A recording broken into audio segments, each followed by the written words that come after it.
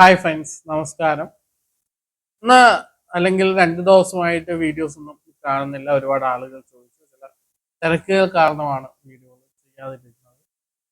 ഇന്ന് വീഡിയോ ചെയ്യാൻ 1-2 വിഷയങ്ങൾ നമ്മൾ മുമ്പ് തന്നെ സെലക്ട് ചെയ്തിട്ടുണ്ടായിരുന്നു. പക്ഷെ ഇന്ന് രാവിലെ നമ്മുടെ കഴിഞ്ഞ ദിവസങ്ങളിൽ എൻ ഡി വാസുദേവൻ നായർ മരിച്ചതിന് ശേഷം ഇന്ത്യയുടെ മുൻ പ്രധാനമന്ത്രി മൻമോഹൻ സിംഗ് അന്തരിച്ചു. ഇതുമായിട്ടൊക്കെ ബന്ധപ്പെട്ട് കുറെ കാര്യങ്ങൾ നമ്മൾ പ്ലാൻ ചെയ്തിട്ടുണ്ടായിരുന്നു. പക്ഷെ ഇന്ന് രാവിലെ മലപ്പുറത്തെ തവനൂർ മണ്ഡലത്തിന്റെ കീഴിലെ മംഗലം പഞ്ചായത്തിലെ SDPI പ്രവർത്തകന് വെട്ടേറ്റൊരു വാർത്തയാണ് രാവിലെ കാണാൻ സാധിച്ചത്.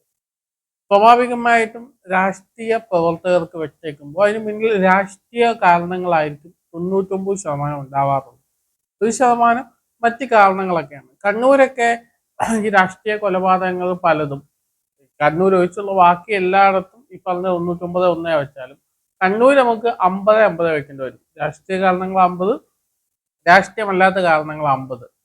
അത് മറ്റും പേഴ്സണൽ കാര്യങ്ങൾ കൊണ്ടൊക്കെ വ്യക്തി കൊന്ന് കൊലപാതകം നടത്തിയിട്ടതൊക്കെ രാഷ്ട്രീയ കാരണമാക്കി മാറ്റാറുണ്ട്. അതൊക്കെ ഒരുപാട് സമയം നമ്മൾ ചർച്ച ചെയ്തിട്ടുള്ള വിഷയങ്ങളുമാണ്. ഇത് ഈ തവനൂര് മംഗലം പഞ്ചായത്തിന് കീഴിൽ കടപ്പുറത്ത് വിശ്രമിച്ചുകൊണ്ടിരുന്ന അസ്കർ എന്ന് പറയുന്ന SDPI പ്രവർത്തകനെ, രാഷ്ട്രീയ പ്രവർത്തകനെ ഒരു സംഘം ആളുകൾ, ഏതാണ്ട് 10ഓളം ആളുകൾ ചേർന്ന് മാരകമായിട്ട് വടിയും വാളും ഒക്കെ ഉപയോഗിച്ച് വെട്ടുകയായിരുന്നു. അദ്ദേഹത്തിന് മാരകമായി പരിക്കേൽക്കുകയും അദ്ദേഹത്തെ കോഴിക്കോട് മെഡിക്കൽ കോളേജിൽ പ്രവേശിപ്പിക്കുകയൊക്കെ ചെയ്തു. അപ്പോൾ ഇതുമായിട്ട് ബന്ധപ്പെട്ട് രാവിലെ മുതൽ വാർത്തകൾ വരുന്നു. അതിനുശേഷം മാധ്യമങ്ങൾ തന്നെ വാർത്ത കൊടുത്ത് എന്തോ കുടുംബ പ്രശ്നവുമായിട്ട് ബന്ധപ്പെട്ട് കുടുംബക്കാരെ വെട്ടിക്കളിച്ചാണെന്നൊക്കെ പറയുന്നത്. ഒരു മനുഷ്യനെ മറ്റൊരാൾ വെട്ടിയാൽ അത് ക്രൈമാണ്. അത് ക്രൈമാണ്.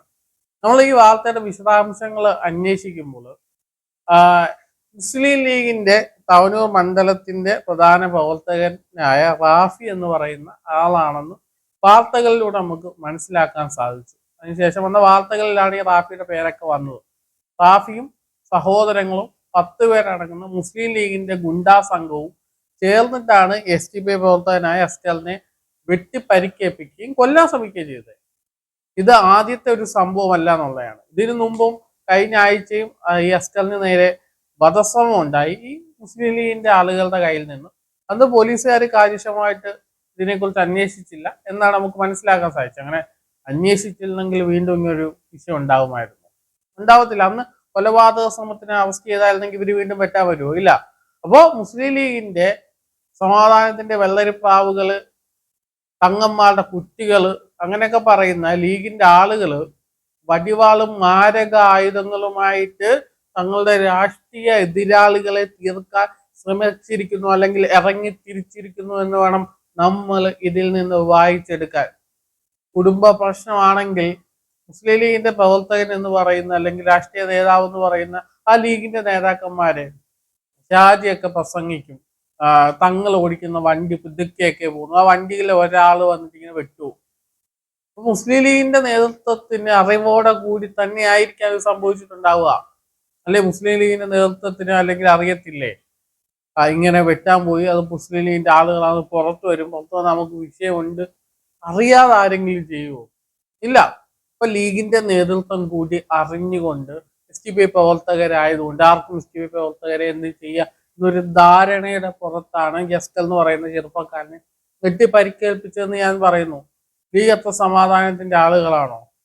പണ്ട് മുസ്ലിം ലീഗിന്റെ ഒരു പ്രവർത്തകൻ കൊല്ലപ്പെടുകയും SDPIയുടെ ചില പ്രവർത്തകര് പ്രതിസ്ഥാനത്ത് വരികയൊക്കെ ചെയ്തു. അത് ശരിക്കും അന്ന് നടന്ന ഇതുപോലെ പറയപ്പെടുന്ന ഒരു കുടുംബ പ്രശ്നമാണെന്നാണ് പറഞ്ഞത്. കുടുംബ പ്രശ്നം, ഇതോ വഴക്ക് തർക്കം, അങ്ങോട്ടും ഇങ്ങോട്ടും കടം മേടിച്ചതുമായിട്ട് ബന്ധപ്പെട്ട ഒരു തർക്കം ഉണ്ടാവുകയും അതിലൊരു മുസ്ലിം ലീഗിന്റെ പ്രവർത്തകൻ കൊല്ലപ്പെടുകയും ചെയ്തു.